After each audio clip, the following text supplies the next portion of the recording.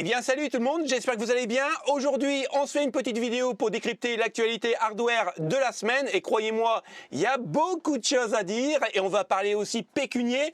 Mais attention, par rapport à la semaine dernière, je pense que je vais vous apporter quelques bonnes nouvelles et ça c'est plutôt cool.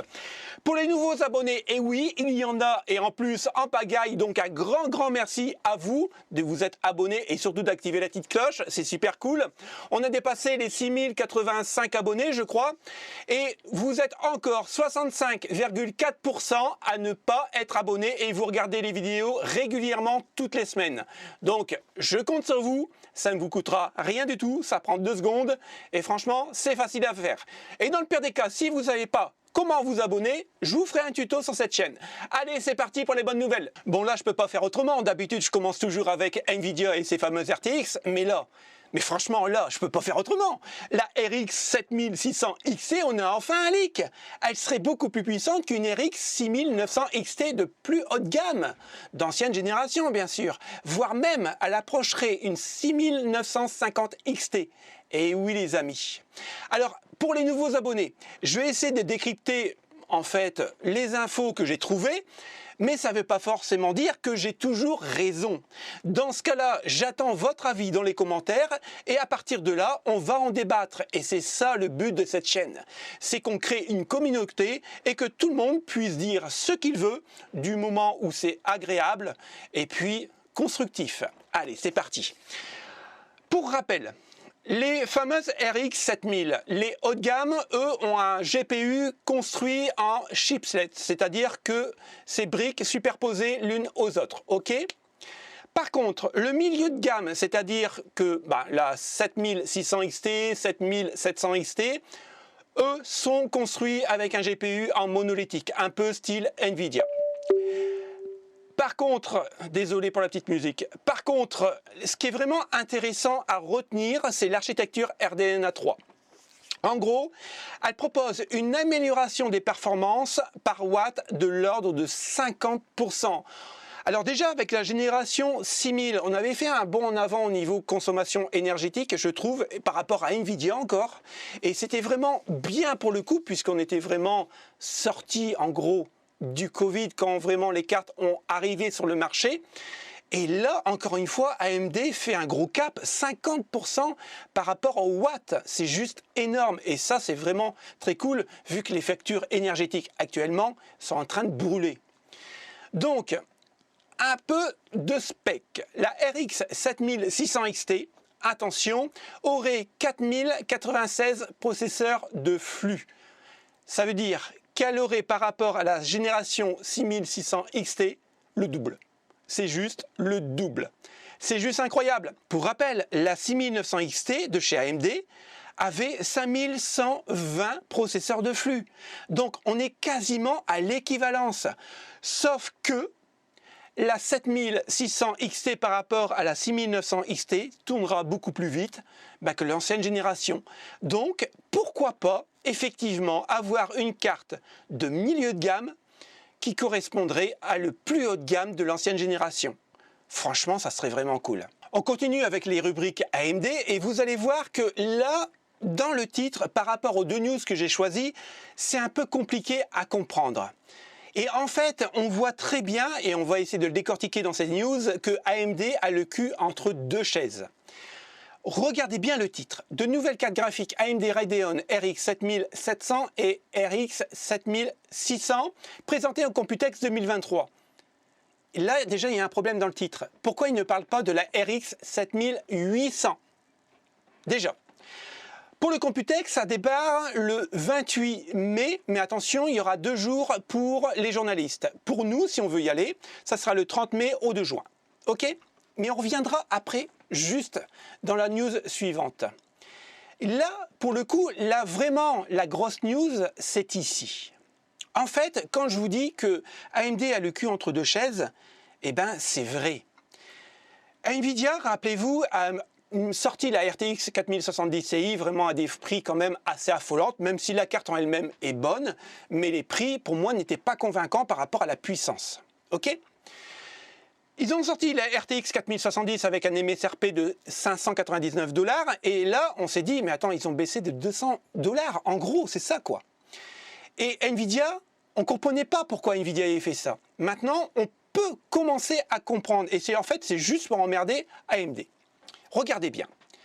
La RX 7800 est là, en fait, pour concurrencer la RTX 4070 qui est affichée à 599 $, voire un peu moins sur certains sites, comme en Pologne, par exemple, si vous le payez en zloty. On l'avait vu la semaine dernière.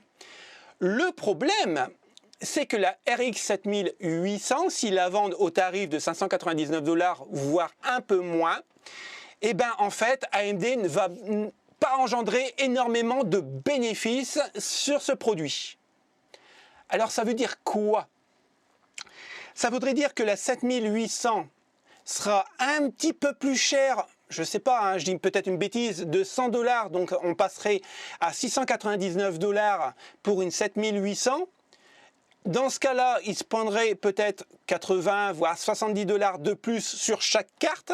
Et là, elle serait bien positionnée au tarif AMD. Hein, je n'ai pas dit tarif joueur, mais tarif AMD. Peut-être. Mais dans ce cas-là, ça voudrait dire quoi? La RX 7800 XT, est-ce qu'elle sera au prix d'une RTX 4070 Ti? Ça, pour l'instant, AMD n'en parle pas. Et en fait, quand on regarde bien, dans le leak ici, c'est que AMD ne sait pas quoi faire de sa 7800. L'autre news, donc c'est Igor Waloksik, c'est un mec qui est vachement balèze dans le hardware, il est en Allemagne. Franchement, vous pouvez aller voir son site, c'est quand même assez technique, je trouve. Il dit qu'il y aurait une probabilité des cartes graphiques RX 7700 XT au Computex 2023 et aussi des RX 7600 non XT personnalisées. Ces deux cartes viseront le segment grand public, donc en gros la plus grosse gamme de joueurs avec des prix inférieurs ou sous la gamme des 400 $ US. Ça voudrait dire quoi? J'ai fait ma conversion, 400 $. Au niveau de l'euro, ça nous fait 360 € en France, ok?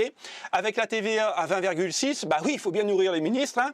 On est à 434,16 €, donc on va dire 435 €, même 450 €. Allez, on va dire 450 € pour une RX 7600 qui équivaut à une 6950 XT, même au niveau ray tracing, ok? Ça peut vraiment valoir le coup. Par contre, quand on lit bien entre les lignes, attention, la RX 7700 XT, elle ne sera pas à 400 $. Hein. Ça, il ne faut pas rêver. Hein. Il ne faut pas rêver. Alors, en gros, les premières cartes qu'on va voir arriver au Computex, ça va être toutes les cartes de marque qui n'ont pas un partenariat avec Nvidia.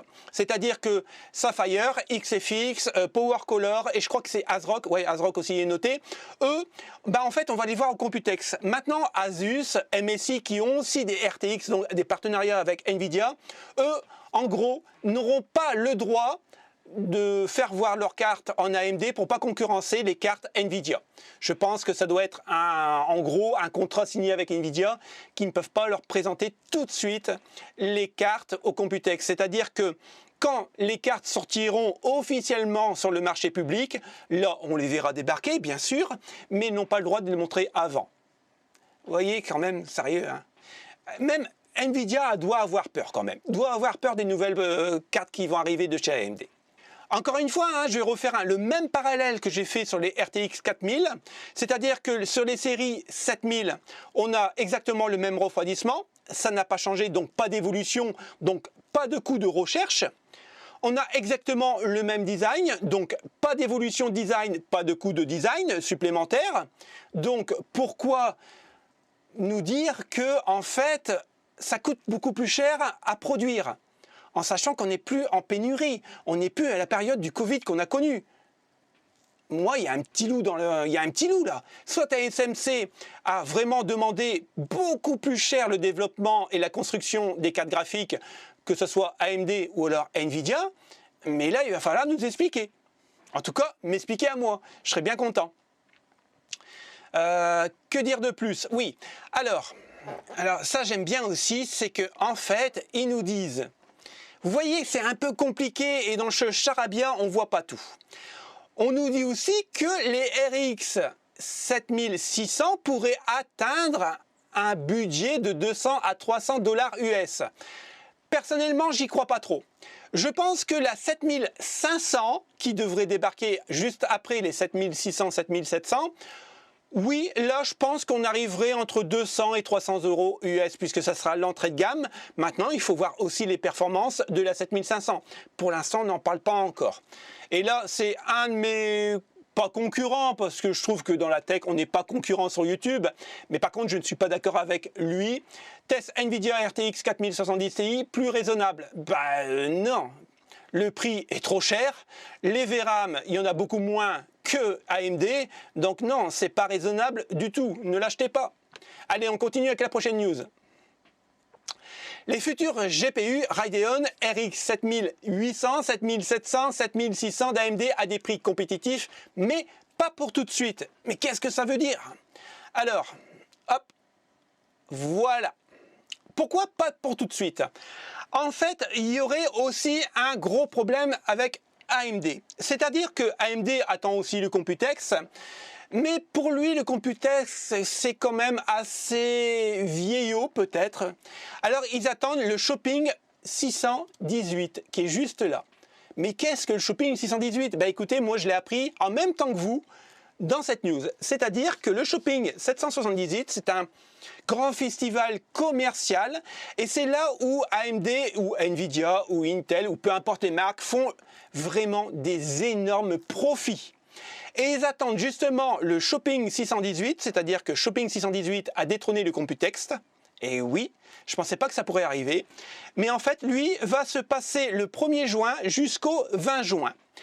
Ça pourrait peut-être dire quoi? Que les cartes vont arriver après le 20 juin. Parce que là, ils auront fait vraiment un gros plein de commandes, puisque ça sera vraiment des précommandes. Donc pourquoi pas? Bon les amis, je papote et je papote, mais je vois pas le temps passer.